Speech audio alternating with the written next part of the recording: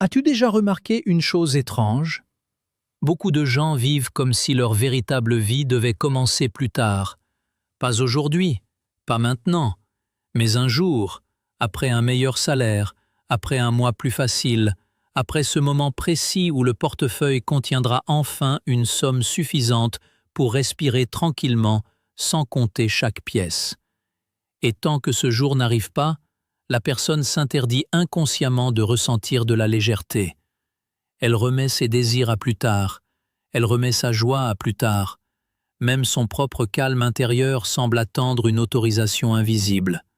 Pendant que tu écoutes ma voix, il existe sûrement au fond de toi une pensée vers laquelle tu reviens encore et encore.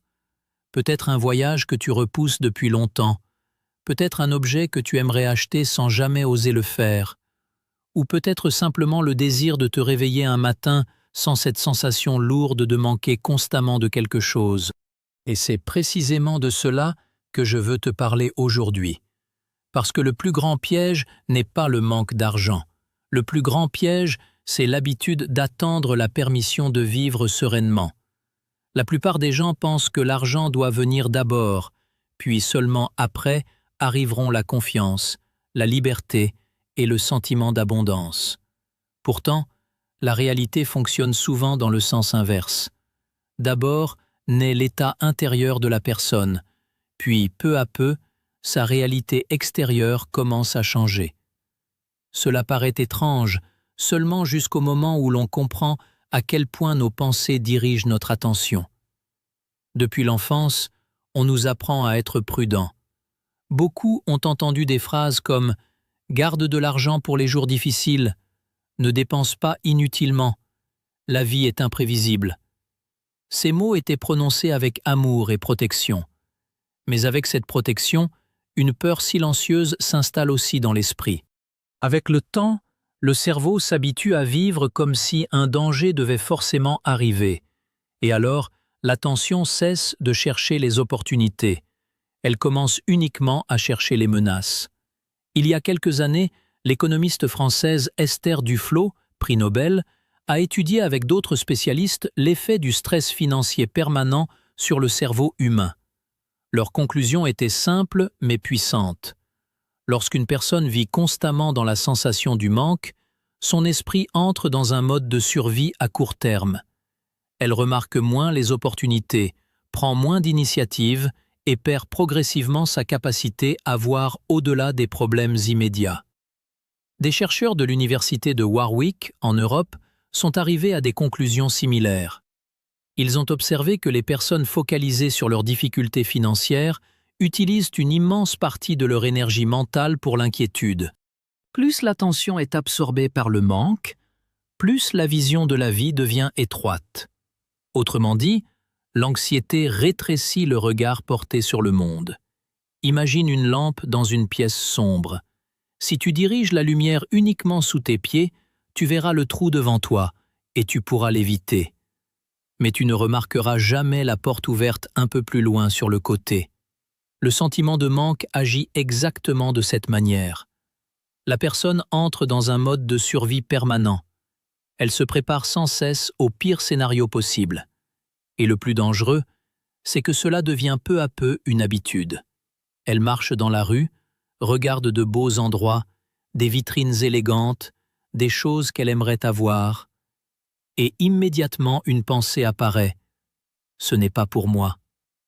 Observe à quelle vitesse cette pensée surgit, sans réflexion, sans tentative, sans même laisser une chance à soi-même. La personne ferme elle-même les portes avant même de s'en approcher. Et avec le temps, cela se voit dans tout, dans la manière de marcher, dans la voix, dans le regard, même dans la posture du corps. Un jour, j'ai remarqué cela en moi-même. Je marchais parmi les gens et soudain j'ai compris que je bougeais comme si j'essayais de prendre le moins de place possible, comme si je m'excusais silencieusement d'exister. Les épaules légèrement baissées, le regard fuyant, une prudence permanente à l'intérieur. Et ce jour-là, je me suis posé une question très simple. Et si le problème n'était pas seulement le manque d'argent? Et si une personne devait d'abord cesser de se sentir pauvre à l'intérieur? Parce que la véritable pauvreté ne commence pas dans le portefeuille. Elle commence au moment où une personne s'interdit de ressentir la plénitude intérieure. Et c'est là qu'une autre erreur apparaît. Beaucoup pensent que les personnes riches gagnent davantage uniquement parce qu'elles travaillent plus que les autres. Mais lorsqu'on observe attentivement la vie, on comprend rapidement que ce n'est pas toujours vrai. Certaines personnes travaillent sans repos et restent malgré tout enfermées dans la tension permanente, tandis que d'autres semblent attirer naturellement les bonnes opportunités. Pourquoi? Parce qu'elles dirigent leur attention différemment. Imagine deux jardins identiques. Une personne arrose tout le terrain un peu partout sans concentration. L'autre remarque quelques plantes fortes et dirige l'eau précisément vers elles. Avec le temps, ce sont ces plantes-là qui donnent les meilleurs fruits. L'attention fonctionne exactement de la même façon. Ce vers quoi une personne dirige ses pensées chaque jour finit par grandir dans sa vie. Si l'esprit répète constamment « je n'ai pas assez, c'est dangereux, ce n'est pas pour moi », alors le cerveau commence à chercher des preuves confirmant ses pensées. Mais dès que l'état intérieur change, la personne commence à remarquer d'autres choses, d'autres idées, d'autres personnes, d'autres possibilités. C'est précisément ce que comprenaient les anciennes pratiques dont je vais te parler maintenant. Elles connaissaient une vérité importante. La réalité d'une personne commence à changer non pas au moment où l'argent arrive. Elle commence à changer au moment où disparaît la sensation intérieure du manque permanent. Une personne comprend rarement à quel point sa vie dépend non pas des circonstances, mais de ce sur quoi son attention reste fixée chaque jour. Extérieurement, tout peut sembler identique. Les mêmes rues, les mêmes personnes, les mêmes possibilités autour de nous. Pourtant, une personne semble constamment se heurter à des portes fermées, tandis qu'une autre se retrouve soudainement au bon endroit, au bon moment. Et cela ne s'explique pas seulement par la chance. L'esprit humain fonctionne d'une manière étonnante. Il ne perçoit pas le monde dans son ensemble, mais filtre en permanence la réalité et ne retient que ce qu'il considère important. Lorsqu'une personne vit dans l'inquiétude, son esprit commence à chercher des preuves qui confirment cette inquiétude. Si elle est convaincue à l'avance qu'il n'existe aucune bonne opportunité, alors elle finit réellement par ne plus les voir. Mais dès que l'état intérieur change, la personne commence à voir une autre facette de la même réalité. Tu as sûrement déjà vécu cela. Pendant longtemps, tu ne remarques pas quelque chose, puis soudain tu commences à le voir partout.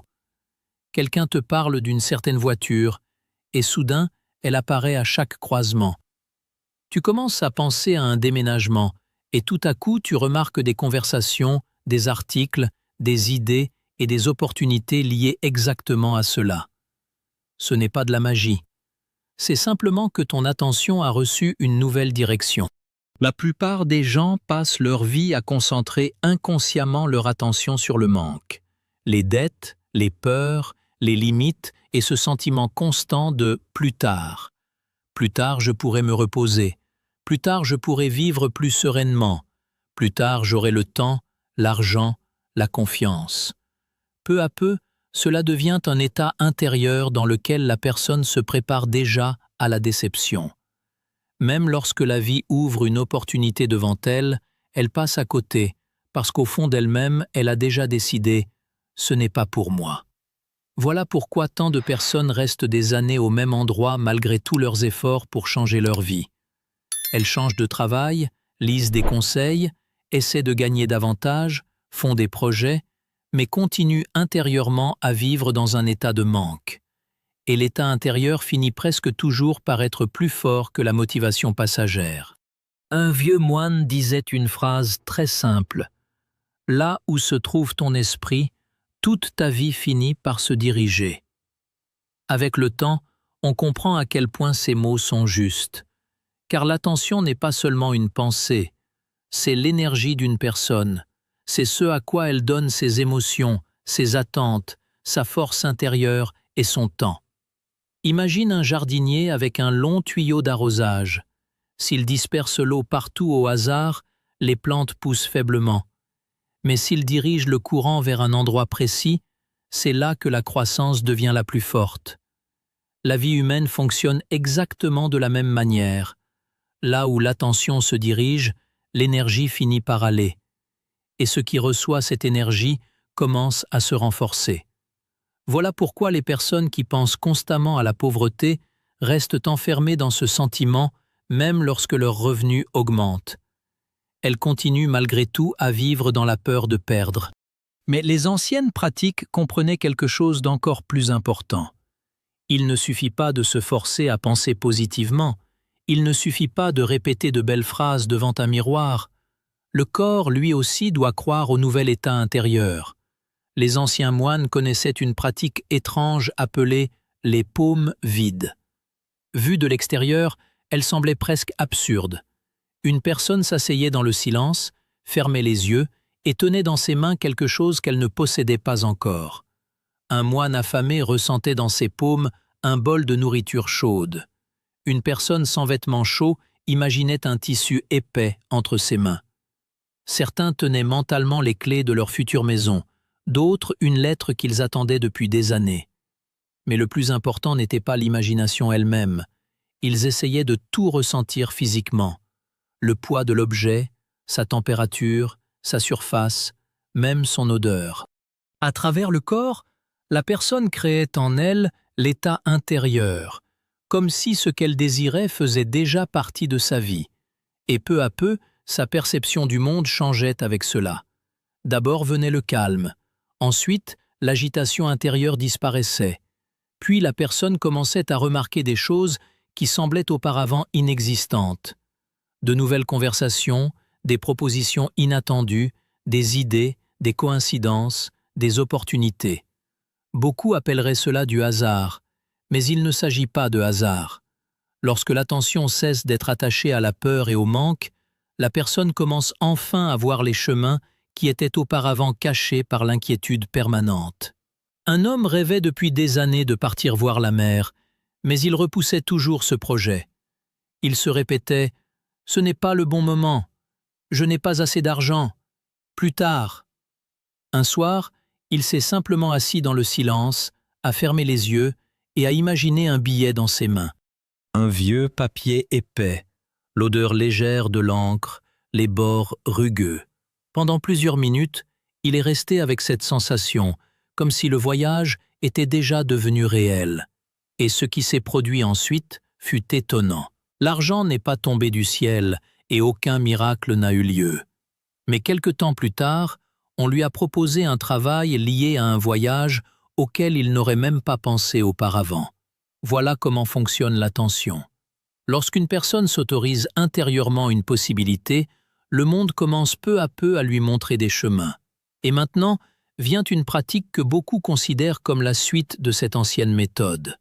Une pratique appelée le portefeuille invisible. Ce n'est pas simplement une technique étrange ou un jeu d'imagination. Le sens de cette pratique est beaucoup plus profond. La plupart des gens ne savent pas ressentir à l'avance l'état d'abondance. Habituellement, tout se passe à l'inverse. D'abord l'argent arrive, puis seulement la personne s'autorise à se détendre. D'abord vient le résultat, puis apparaît la confiance. Mais les anciennes pratiques enseignaient un ordre différent. L'état intérieur devait apparaître avant les changements extérieurs. Pour cette pratique, il faut un portefeuille ordinaire, celui que la personne utilise chaque jour. Il faut le prendre dans les mains, l'ouvrir et regarder calmement à l'intérieur. Peu importe combien d'argent il contient, l'essentiel commence ensuite. La personne ferme les yeux et pose le portefeuille sur sa paume. Elle ressent son poids, sa surface, la température du matériau. Le cuir, le tissu, les plis usés, l'odeur. Toute l'attention se dirige vers les sensations. Ensuite, il faut imaginer que de l'argent se trouve déjà à l'intérieur.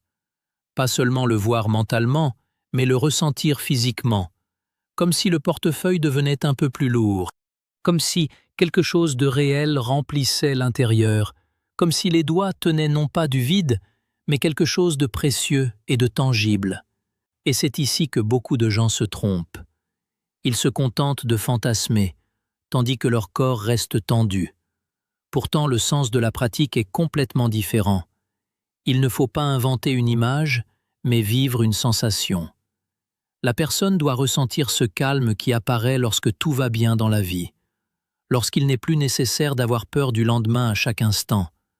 Beaucoup de gens s'habituent tellement à la tension intérieure qu'ils ne la remarquent même plus. Même en se reposant, ils continuent à penser aux problèmes.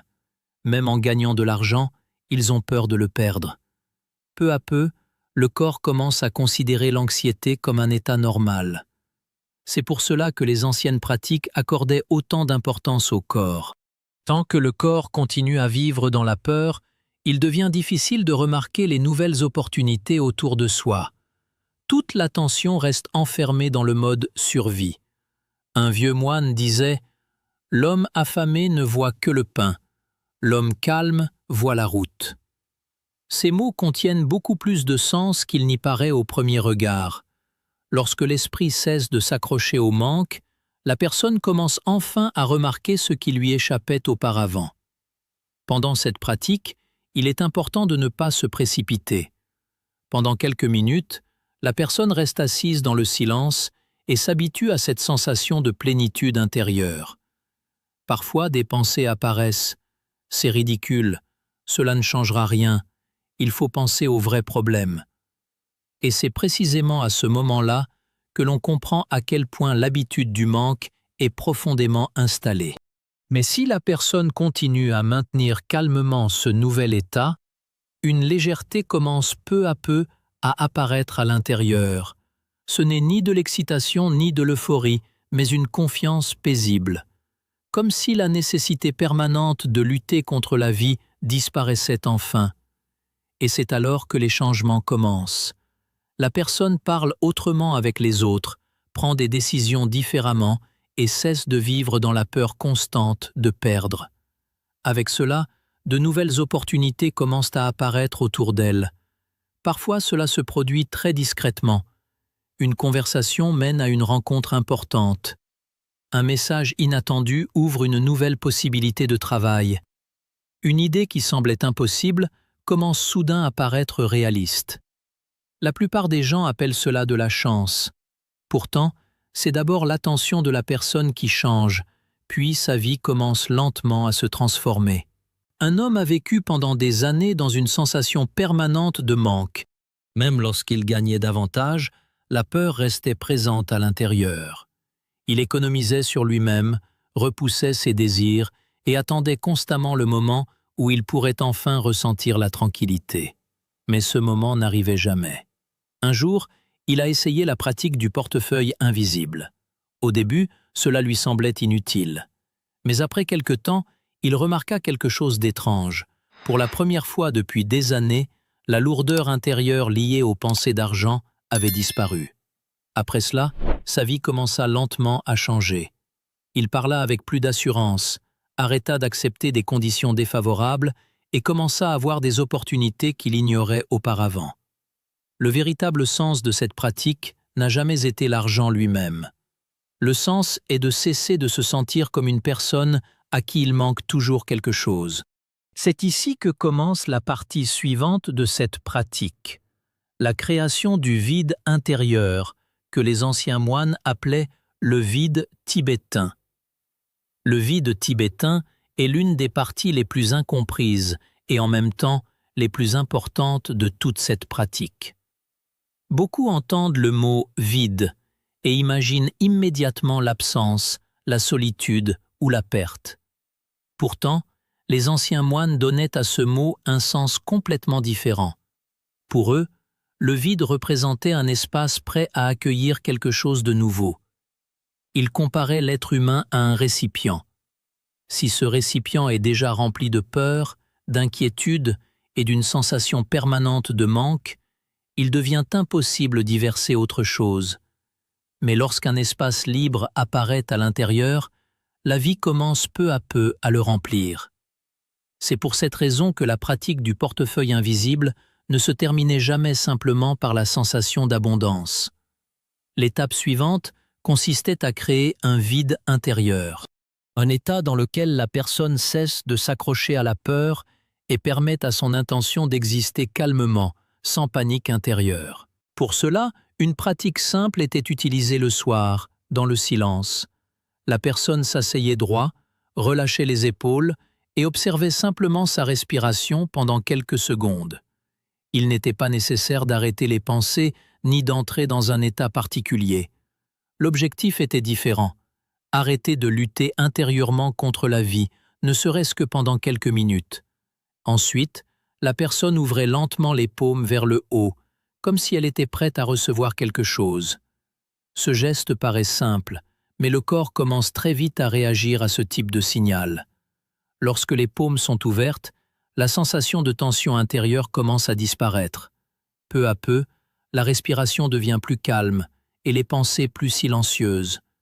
Puis venait la partie la plus importante. Il fallait imaginer mentalement ce que la personne souhaitait obtenir. Non pas des richesses immenses ou des rêves abstraits, mais quelque chose de concret et de compréhensible. Une nouvelle maison, un voyage, un travail, la possibilité de vivre sans peur permanente. Ensuite venait ce qui est le plus difficile pour la majorité des gens, laisser partir ce désir sans inquiétude. C'est précisément ici que beaucoup détruisent tout. Ils commencent à attendre un résultat à chaque minute, à vérifier si quelque chose a changé, à chercher des signes.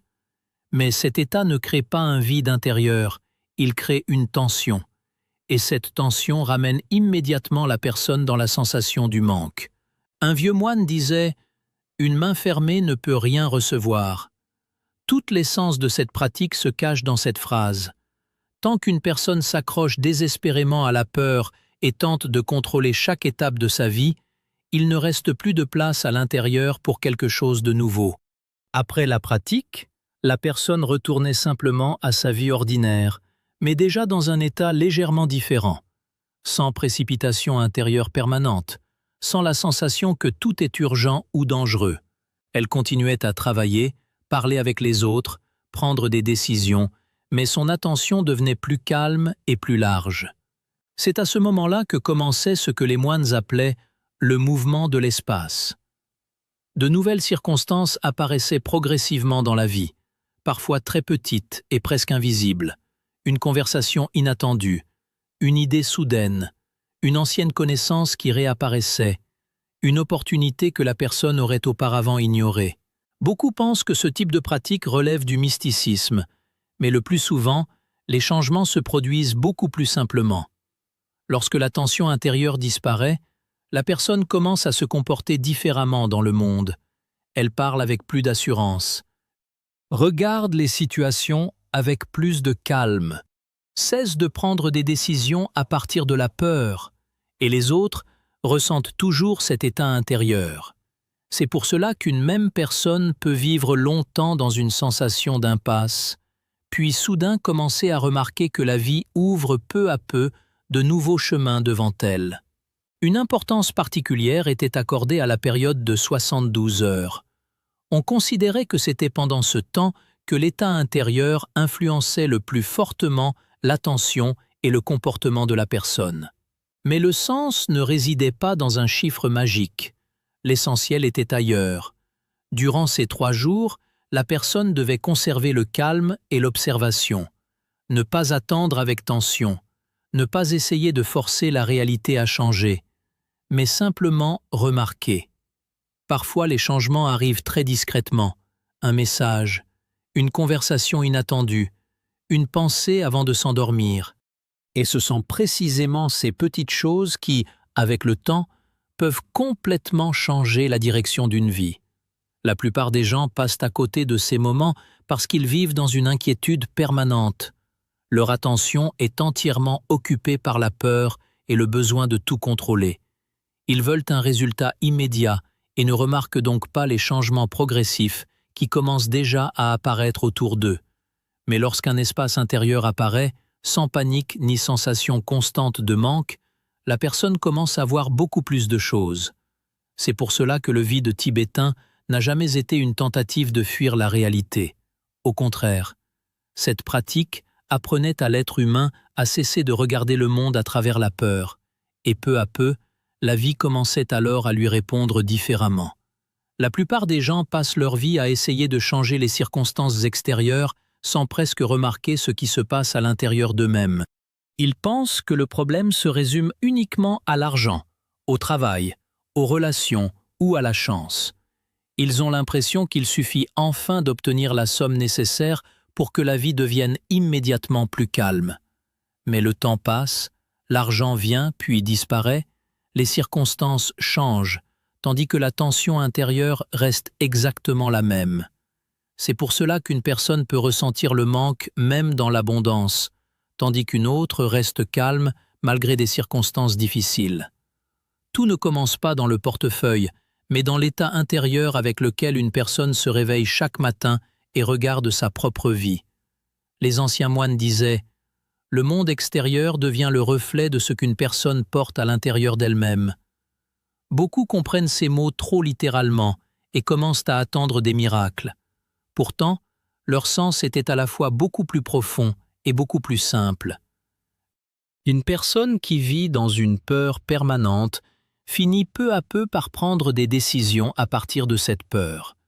Elle accepte moins, elle a peur de perdre, elle évite les opportunités, elle cesse de faire confiance aux autres, et le monde commence à lui répondre avec cette même tension. Mais lorsque le calme apparaît à l'intérieur, le comportement de la personne change également. Elle parle différemment avec les autres, elle se tient différemment, elle réagit autrement face aux difficultés. La sensation de lutter constamment contre la vie disparaît, et peu à peu, les circonstances autour d'elle commencent elles aussi à changer. C'est précisément pour cela que le véritable objectif de toutes ces pratiques n'a jamais été uniquement l'argent. L'argent n'était qu'un symbole de l'état intérieur. Le véritable but était ailleurs. Cesser de se sentir comme une personne à qui il manque toujours quelque chose. Parce que la sensation de manque peut devenir une prison intérieure que l'on porte en soi pendant des années. Et le plus dangereux, c'est qu'avec le temps, la personne commence à considérer cette prison comme une vie normale. Elle s'habitue à repousser ses désirs, elle s'habitue à craindre l'avenir. Elle s'habitue à vivre comme si la tranquillité devait toujours arriver plus tard. Pourtant, la vie change rarement d'un seul coup en une journée. Tout commence par de petits changements intérieurs, presque invisibles au départ. La personne devient plus calme, plus sûre d'elle. Elle cesse de regarder le monde uniquement à travers la peur de perdre. Et c'est précisément à ce moment-là que son attention commence à remarquer de nouveaux chemins. Parfois, cela ressemble à une coïncidence. Une nouvelle personne apparaît au bon moment. Une ancienne conversation prend soudain un nouveau sens. Une opportunité auparavant invisible se retrouve soudain juste devant les yeux. Mais en réalité, le monde change rarement instantanément. D'abord, la personne change elle-même. Puis, peu à peu, sa vie commence à se transformer. Un vieux moine disait un jour une phrase très simple. La pauvreté ne commence pas dans un portefeuille vide, mais dans la conviction que tu ne pourras jamais vivre autrement. Toute l'essence de cette pratique se cache dans ces mots. Tant qu'une personne reste intérieurement convaincue de son manque, elle continue inconsciemment à recréer autour d'elle la même réalité. C'est pour cela qu'il est si important de s'arrêter parfois et d'observer son propre état intérieur. Remarquez combien de peur se cache dans les pensées habituelles, combien de tensions une personne porte en elle chaque jour, et à quel point cela influence ses décisions, ses paroles et ses actions. Le vide tibétain, le portefeuille invisible, la pratique des paumes vides, tout cela n'a jamais été une tentative de tromper la vie ou de faire apparaître l'argent par magie. Le sens de ces pratiques a toujours été différent. Elles aidaient la personne à sortir de cet état de pauvreté intérieure permanente. Parce qu'une personne qui cesse de vivre dans la peur commence à voir le monde autrement. Elle ne s'accroche plus à chaque échec. Elle ne voit plus les difficultés comme la fin du chemin. Elle ne vit plus avec l'impression qu'une belle vie existe uniquement pour les autres.